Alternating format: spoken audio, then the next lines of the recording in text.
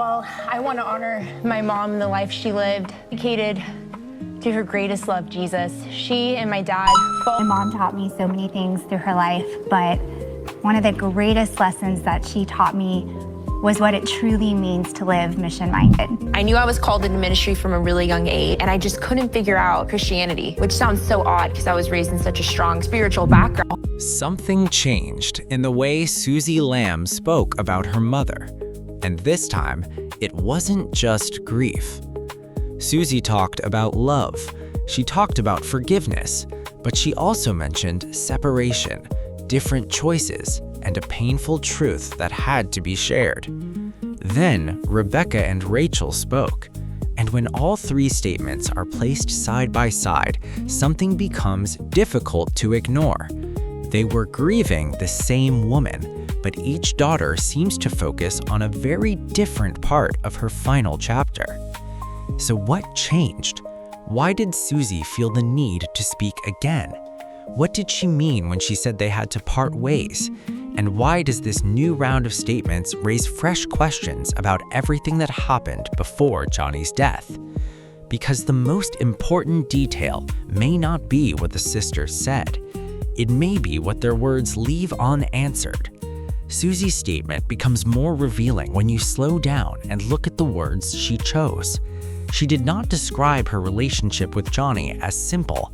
She said they loved each other, but also said they had to part ways because of different choices. That sentence creates the first major question. What were those choices? The statement does not explain them. And that matters because Suzy also referred to having to share the painful truth.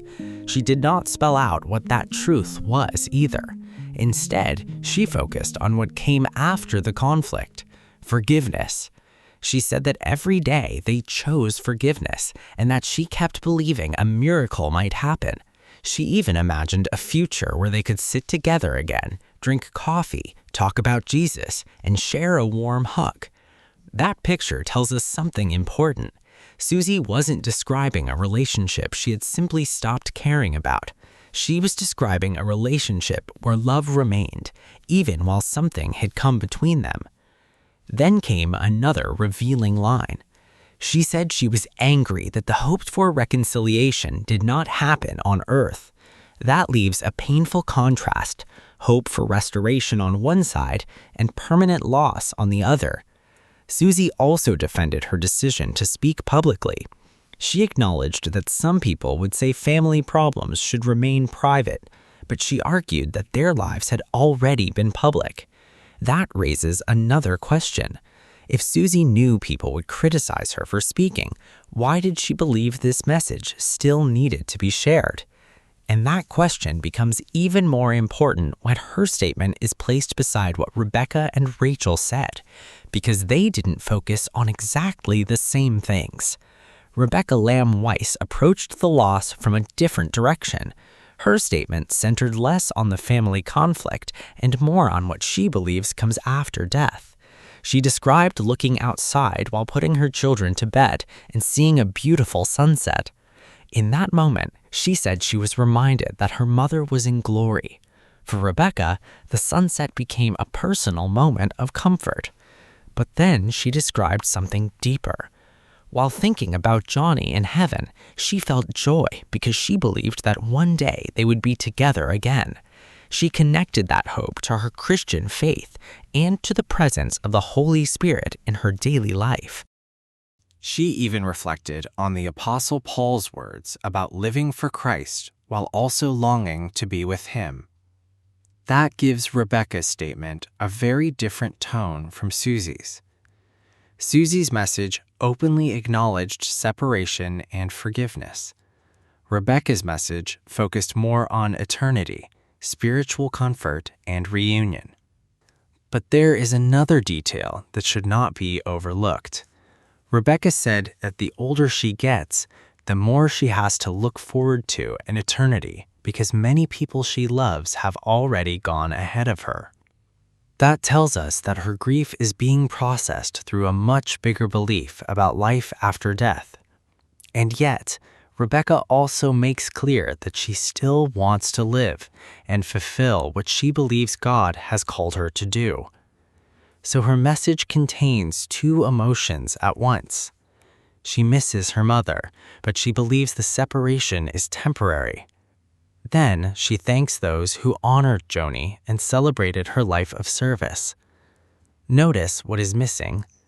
Suzy does not use this statement to explain the family disagreements mentioned by Suzy.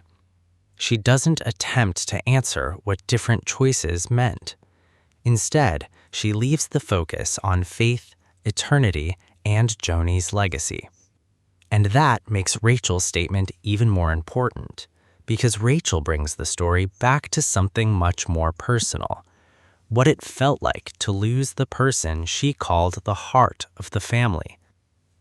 Rachel Lamb Brown's statement takes the story in another direction. Where Rebecca focused on eternity, Rachel focused on the loss left behind. She described Joni as the heart of the family and admitted that she was struggling to understand what life would look like without her.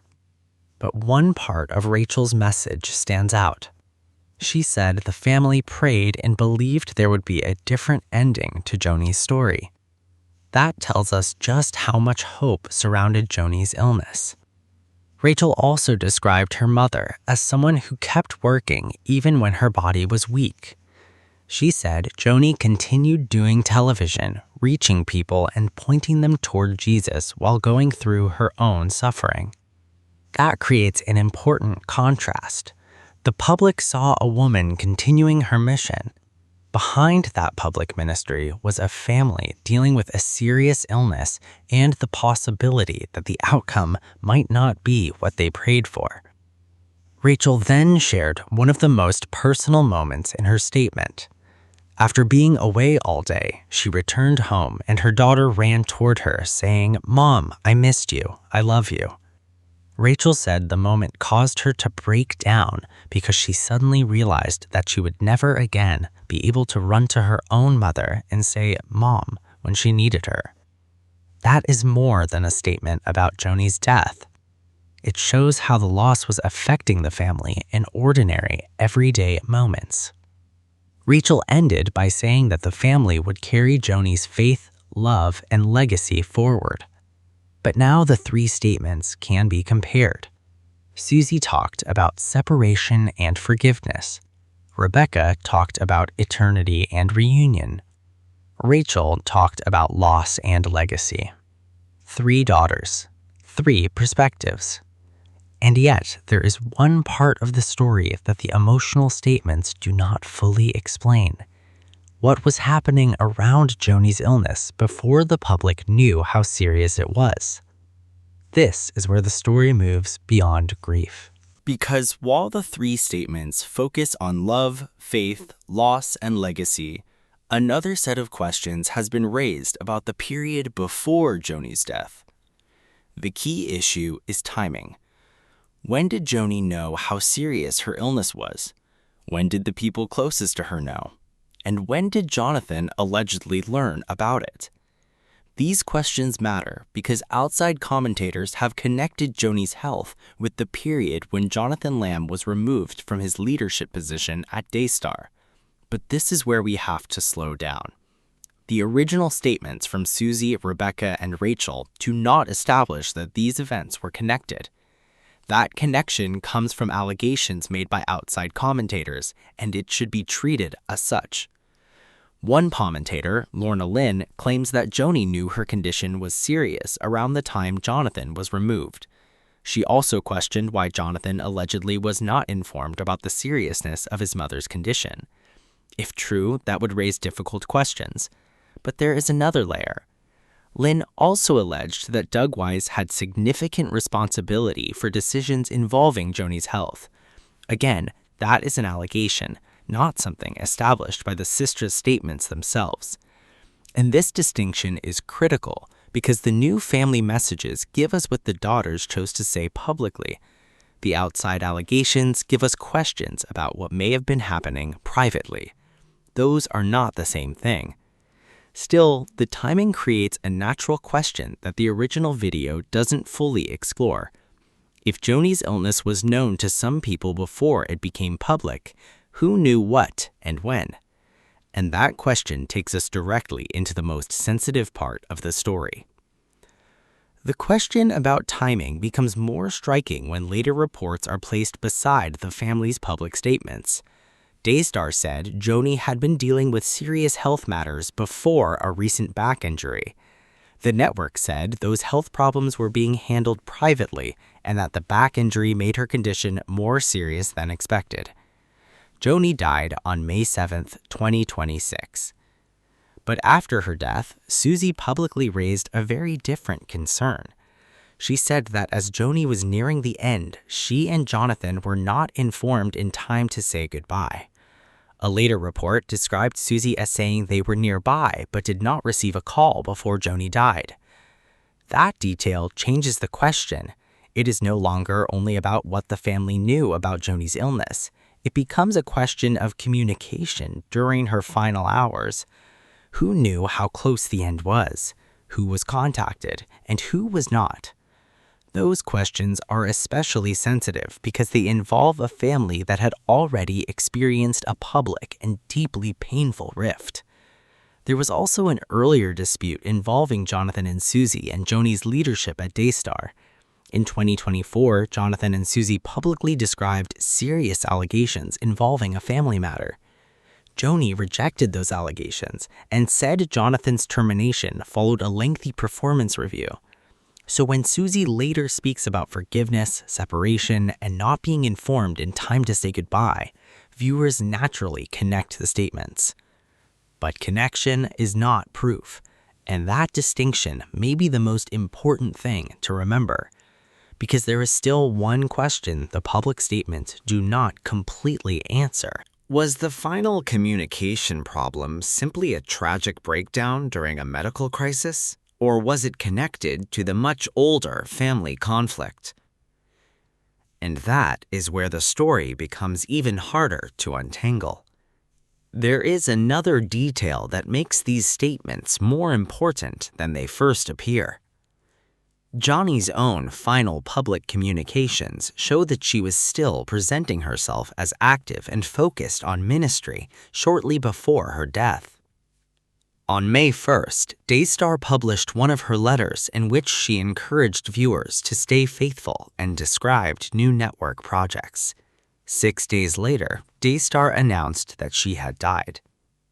Daystar later said that Joni had been dealing with serious health matters before a recent back injury made her condition more serious. The network said her condition worsened during her final days. That creates a striking contrast. Joni was still publicly talking about faith, ministry, and the future while serious health problems were apparently already part of her private life. And this helps explain why Rachel's statement carries so much weight emotionally. Rachel says her mother kept showing up despite what she was facing physically. Her words fit with the picture of Joni continuing her ministry, even while dealing with illness. But there is still something the news statements don't settle. They don't give the public a complete account of the family's final communication. They don't explain every detail surrounding Jonathan and Suzy, and they don't independently confirm the allegations made by outside commentators about who knew what regarding Joni's health. That means viewers are left with 3 layers: what the family says, what Daystar officially says, and what outside commentators allege. Those layers overlap, but they are not identical. And perhaps that is why Suzy's words matter so much. Because she isn't simply talking about losing her mother. She is talking about a relationship that was already carrying unresolved pain before the final goodbye. And now there is only one section left. Because the biggest question is no longer what happened after Joni died. It is whether these new statements are finally revealing what the family was unable or unwilling to say before.